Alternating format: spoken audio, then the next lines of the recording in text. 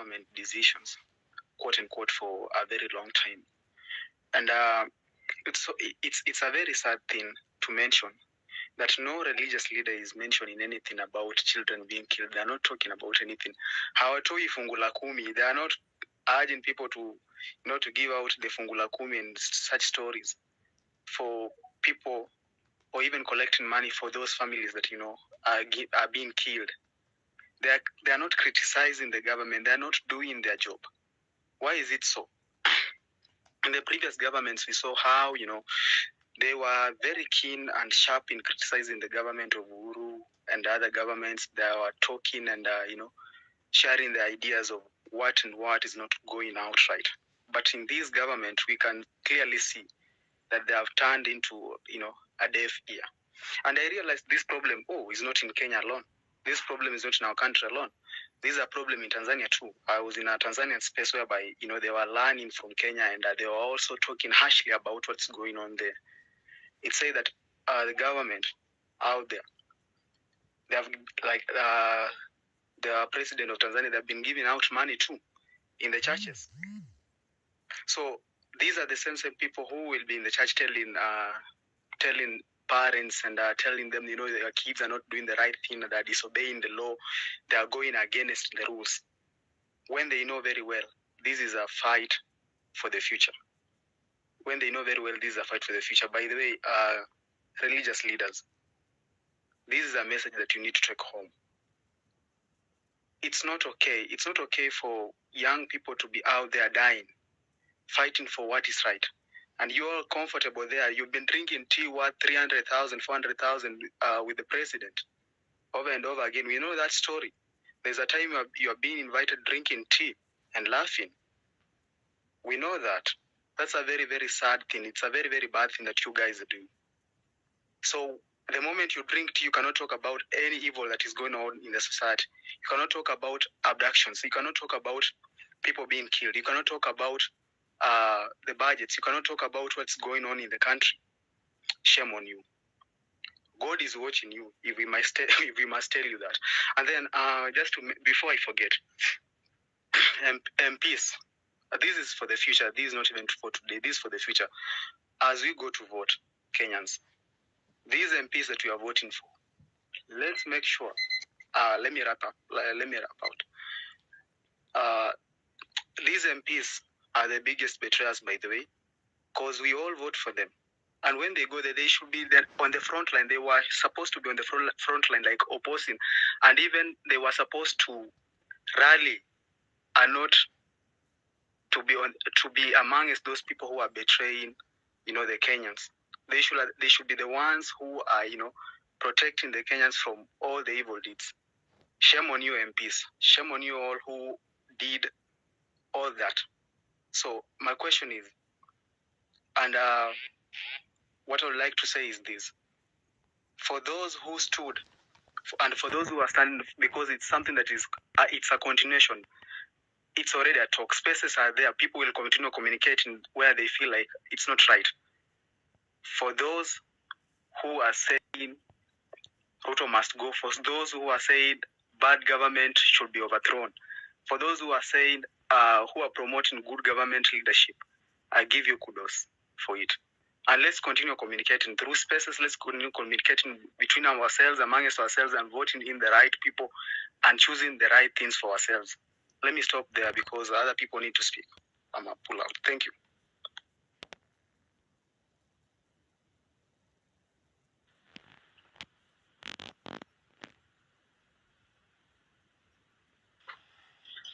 Lovely, back to Afro. I guess I'm speaking next. Yeah. Yes, you are. Okay. Ruth, go ahead. Thank you so much for this opportunity. My name is Ruth Ambogo. I'm a lawyer and currently pursuing the Advocates Training Program at Kenya School of Law, the Postgraduate Diploma Program. And my introduction is important because I am only here on one agenda.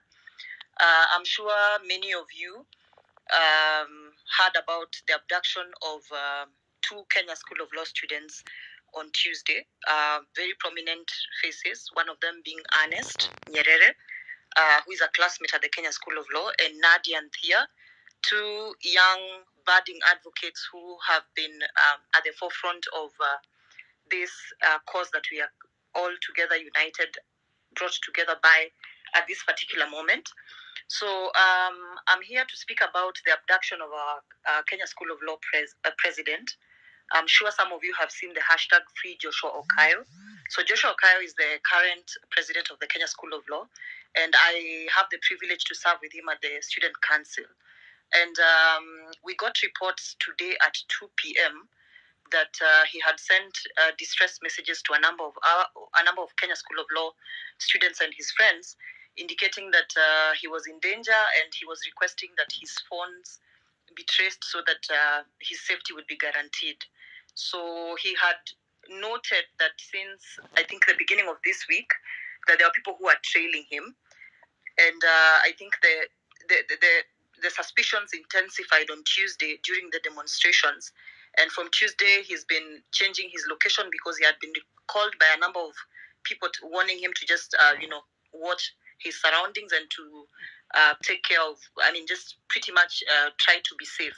So he kept moving from one friend's place to another friend's place up until around 2 p.m. this afternoon, or rather yesterday afternoon, when he was kidnapped, abducted somewhere around the Rongai area.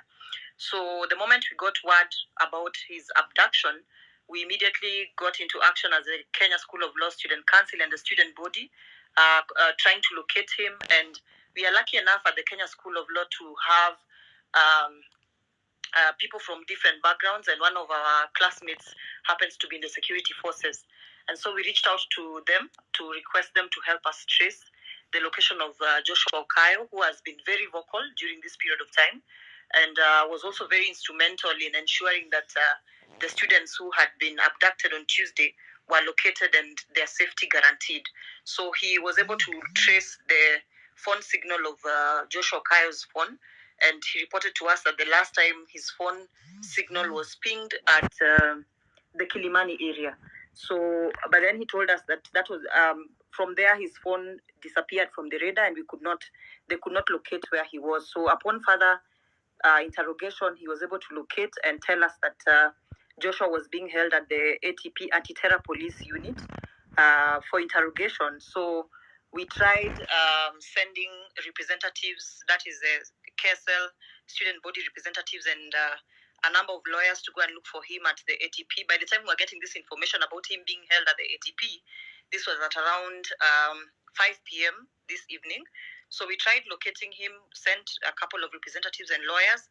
When they got there, they were not willing to admit that he was being held there. They had to wait, and there was a back and forth, and we were not getting any clear information. So we've been doing everything. We have been trying to push the hashtag Free Joshua Okayo. The reason why I'm here to speak about it is because I know, and I know some of you know, how these governments work. If you keep quiet about the disappearance of somebody who's vocal in a movement, they think, you know what, there are no consequences for his disappearance. There'll be nothing that will be done. Nobody will, you know how out of sight, out of mind, nobody will miss you. So if we don't talk about you enough, your safety is not guaranteed. So as a KSL student body and the leadership of KSL and the management of KSL, we've been trying to put up pressure. I'm just here to plead with you all to join us in this cause, because the thing is, the less we speak about it, the more in danger he is. So we got there, there was this back and forth, and no one was telling us where he is. Eventually, we reached back at the contact, our security contact at our class, and he told us that he got information that they were held. He wasn't held alone at the ATP center here at Upper Hill. He was held with other people, and at about 6 p.m., around 7 p.m., 6 p.m., they were released and taken to different stations in different cars. So he had no way of tracing where Joshua was taken to, and he also doesn't know the identity of the other people who are held with him. So we're just calling for the support of the Kenyans on this platform. Please help us push the hashtag Free Joshua Okayo. He might not have appeared on your timeline, and you might not know the extent of the contribution he has made to this cause. But I believe that with our voices coming up together, and with the solidarity that we've been pushing for the persons who've been abducted, the more voices we can add to this cause, the more we can guarantee the safety of one of us. The thing about Joshua is that he's an emerging leader, and in this space, in any revolution, in any journey where people are seeking for liberation, the moment you forget about the young emerging leaders and when they're abducted, nobody talks about them. We risk losing potential leaders because they're going for the bold people, they're going for the outspoken people. So I'm only here to speak about that. Of course, tomorrow we are on the streets. As Kenya School of Law, we've organized a press conference. Tomorrow we shall be addressing the media at the Kenya School of Law premises at Karen. We've called for a press conference to just escalate the fact that our member is missing. And even as we speak, we've been organizing this the entire night from the whole afternoon to now. There are people still organizing and making plans to make sure that tomorrow is a success. And he's not the only one who has disappeared, because literally 20 minutes ago, just before I joined this live, we got information that again another student at Kenya School of Law has also been abducted, or rather she's sending distress messages saying that she's being traced. So I know that this might sound like an individualistic cause, but we know how much young lawyers and even advocates have contributed to this cause, and we request that you help us push for this, because we are vocal out there. Even though we are not yet advocates of the High Court of Kenya, we are contributing towards demanding for the release of these people. We are pushing for drafting of habeas corpus applications. We are doing the most, even if we still do not have the authority to stand before court and make representation. So help us push for #FreeJoshua Okayo. Thank you so much for the platform. See you on the streets in the morning.